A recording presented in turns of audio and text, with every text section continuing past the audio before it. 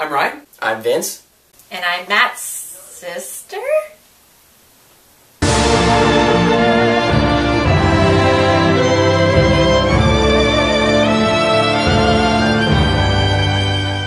Welcome back, guys, to another episode of Korracast.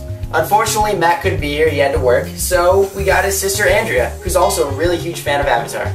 As always, make sure you check us out on the Facebook and YouTube. We got some awesome conversations going on, so make sure you check that out. Alright, so let's get right into this episode. In the 10th episode of Legend of Korra, Turning the Tides, after recovering from her abduction, Korra recounts her story, explaining how she barely escaped from Amon. Asami questions Mako about his feelings for Korra, and Tenzin asks Lin to protect his family while he attends the morning council meeting. Tenzin is attacked at City Hall. Amon's Zeppelins are bombing Republic City as Tenzin reaches police headquarters, where he wires the United Forces for help. Forced to evacuate headquarters, Equalist mecha tanks attack and capture many officers. Korra and her friends arrive in time to rescue Tenzin.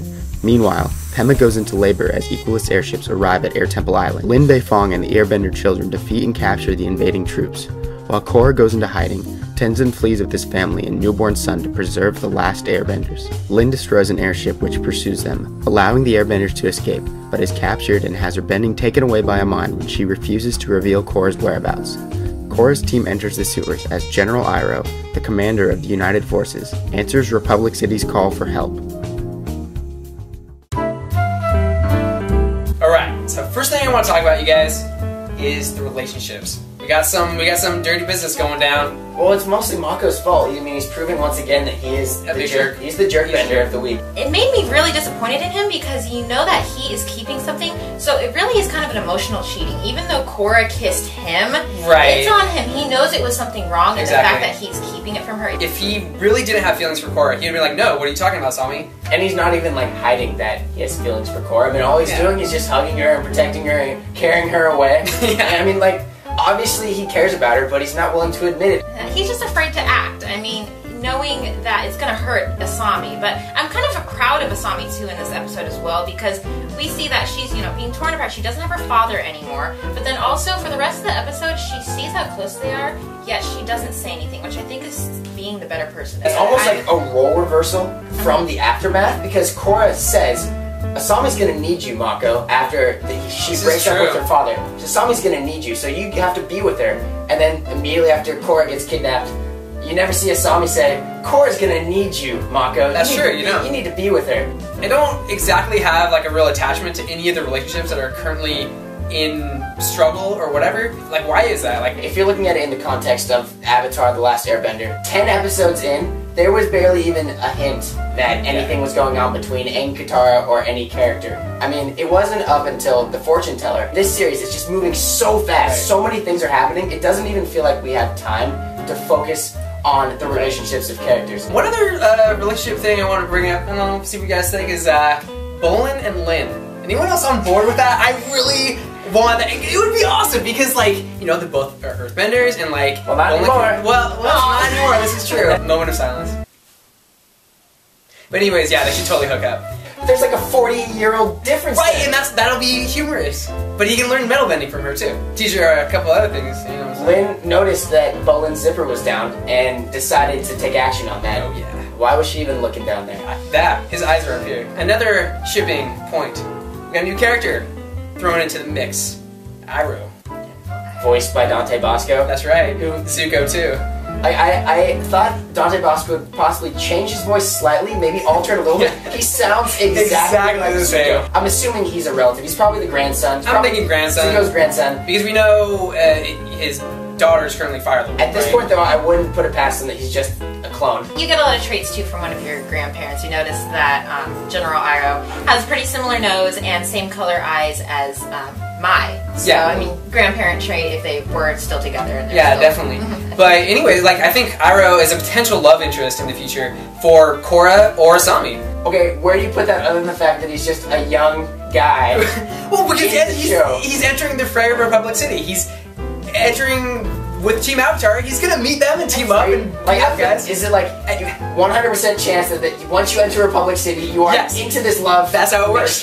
This boiling pot of love. And also, what if Iroh is a non-bender? Maybe Asami, some non-bending love, you know what I'm saying? I don't want it. No? I don't want any of that. At this point, though, I think really it's going to be irrelevant of who's who. I think that since it's so confusing at this point, I think it's just going to be irrelevant. It doesn't matter. I'm more invested in what's going on around them, and there hasn't been anything to establish in the relationships that it could go anyway. Yeah, it could do anything, and I'm okay with anything. Bolin, Asami, Mako, Korra. I think the most we're going to see in terms of relationship development was the earliest part of the series when it was just pro-bending and Amon wasn't as big of a threat. So, you know, with the relationship with Korra and all the other people, like, one other thing I thought was interesting is the relationship of Tenzin's family, the airbending family. Yeah, I thought one of the really cool things about this series right now is that Mike and Brian, how they're showing the family as a really, really strong unit. Yeah. In the last series, each of the main characters had some kind of broken family unit. Aang didn't know his parents. Sokka and Katara, they were really disjointed from their parents. Toph and Zuko, they both had some problem. So now it's really nice seeing that even among the midst of all of this problems, we have just this nice family unit, you know, who's brought a new son into it, and that out of all of this, they're still together. Right, they're still struggling to keep it together. Yeah, and because of this, we're really emotionally invested in them. Right, exactly. And what do you guys think about their little combat sequence or whatever? I found it a little bit unbelievable that a 6, 8, and 10-year-old could take out these equalists who were supposed to be super hardcore. And okay, yeah, Aang was 12, but he was the Avatar. And I still find I was a little bit of the suspension of disbelief on that. Part of me says, yeah, that it makes sense because they were, I guess, kind of numbers matched, and they're not used to fighting airbenders in that amount of numbers. True, yeah. And also part of me just thinks that they put it in. It's just the final, like, we're the family, we're gonna fight, and it's awesome seeing that those kids finally have that potential. So I'm pretty sure that the family bond between all these airbenders is going to have grown even stronger now that they saw that Lin has sacrificed herself to keep them together. I mean, Milo says that she's my hero, Tenzin agrees. I mean, really, she saved their family. It was a noble sacrifice. I mean, she had the chance to keep her bending, but she's like, nah, yeah, Mom, she wanted. no way, Yeah, Mom. her loyalty is to the Avatar and what she needs to do to save the city. That's like any superhero would. Yeah, exactly. She is kind of a superhero. She's still Spider-Lin. I believe there's a hero in all of us. She's forever Spider-Lin in my opinion. Right after Lin loses her bending, it cuts straight to the scene of the UF forces that are being led by Iroh. Right, so they got called in by Tenzin earlier, right? You know, my question is, Amon had to have known that the United Forces, which I guess is just like a NATO international peacekeeping force, whatever, that they would get called in. So, is that part of his plan? I don't, you know? What I find interesting is that seems like it'd be the last move for the good guys. This is our last ditch effort, but now he's planned it that he has the last move. Right. He can do his thing. Okay, you guys, you made your move. Now end game. I'm finishing it. Yeah. Maybe his end game takes place in less than 3 days. That's all he needs. He knew it would take him a while. And so he's good. Or maybe that's his part. Maybe he's trying to draw them in. Take out the biggest international group of fighters, and then what's going to be left? There's nothing left to be. I think it'll be the ultimate way to send a message to the benders of the rest of the world. They're like, you can't stand up to me. He's used every single person up to this point the fullest that he can, and then he removes them from the game. He took Tarlock. He got him so that every single person in Republic City hates benders. They took him out of there because he doesn't need them anymore. I feel like that's possible that he's going to do that with the UF forces. Okay, yes, but the thing is, the UF forces, I assume, is large and strong. You saw all those battleships, right? There's something to contend with, right? And Amon, for all intents and purposes, with the Equalists, is a terrorist cell. They're not a standing nation or army. You don't ever fight terrorists on a battlefield. He'll get crushed. Yeah, okay, yeah, he has his mechs and he has some airships, but on the scale of the United Forces, it doesn't make sense for him to meet them head to head. He has the backing of the largest industry in the world. Like, but is there really that many Equalists? The thing is, though, you're also not going to face them head on too, because their main method against the benders is Chibok, and you need to draw them in very close. You need to get them. It's going to be a bending versus non-bending, and that's their upper hand. Exactly. Plus, you know, up to this point, it seems that Equalists and Amon have they've never faced their opponent head to head. They've always used devious means, right? There's got to be something else going down. They're going into a trap. I guarantee. It might be a trap. We thought this was going to be like a kind of a lull of an episode because we knew the finale was coming, and it was going to be this huge storm. This wasn't the calm before the storm. This was the storm before the storm. This is also something that the title of the episode, "Turning the Tides," was that about the Equalists and their siege of Republic City, or was that about Iroh and his UF forces at the very end of the episode? What do you think? I don't know. That's a good point because, like, what tide is turning and for who? So we're leading up to the finale and we still have a lot of unanswered questions. Korra airbending, Korra avatar state, a war about to begin or has already started. You know, what's happening there? We got Iroh. Who's this new character? What role is he gonna play? There was that preview that showed Amon standing over, preparing to take away her bending, and she closes her eyes, and everyone's saying that when she's opening again, she's gonna be in the Avatar state. So do you think it's possible that Amon can take away her bending while she's in the Avatar state, thus, like, maybe even eliminating the Avatar permanently? Her going into the Avatar state, it seems like too easy of an ending in comparison to the last series. What if they do try something crazy? I think there's more fuel now behind the possibility that she can get equalized. I don't know. I don't really feel that that's going to happen to Korra just because, like, they've already equalized Lin. So I feel like they can't really do it again. I don't know. Maybe. I mean, I think it's exactly what Tenzin said at the end of the Revelation, which is no bender is safe. I still think that comes into play. Or any kind of plot element can be thrown into there because we still don't know exactly how energy bending works. We still don't know how Amon is taking away bending, whether or not he is, whether or not he isn't. So there could just be a brand new thing that comes up into the season finale, just like it did on in the finale for Avatar.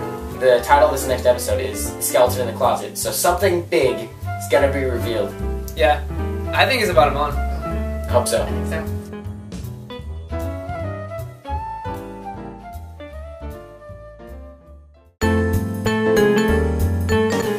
Now let's get into this week's viewer response. So the viewer response question for this week is, what do you think Iroh's role will be in the next 2 episodes for the season finale and in the rest of the series? So just give us your best responses and we'll put them in next week's episode. Let's take a look at last week's viewer response question. I think Korra will learn how to airbend. It won't be an intentional thing. She will be caught in some life or death situation that will make her airbend. I think the airbook just has to do with Korra connecting with Aang, since he's the avatar before her that originated with air. If she had mastered the other 3 elements, I don't think the creators will make her learn airbending in the last 2 episodes, especially if Amon and Korra have this epic fight and Korra wins. I think Korra will airbend at the very last minute when Amon tries to take her bending away. She will either start airbending like a badass out of nowhere, or she'll go into the avatar state and start airbending like a badass out of nowhere. Great job today on Korracast. Yeah, Thank you. really liked you. So, we lost Danny. Do you think you could stay? I don't think so. Sorry. Come on, Andrea. Papa wants you to stay. Come on, Andrea. Huh? Stay on Korracast. No. We love you. Naga wants you to stay too! Come on, Andrea! Korracast. Korracast. Oh, we're never gonna see her again. Naga, you're the new member, of course.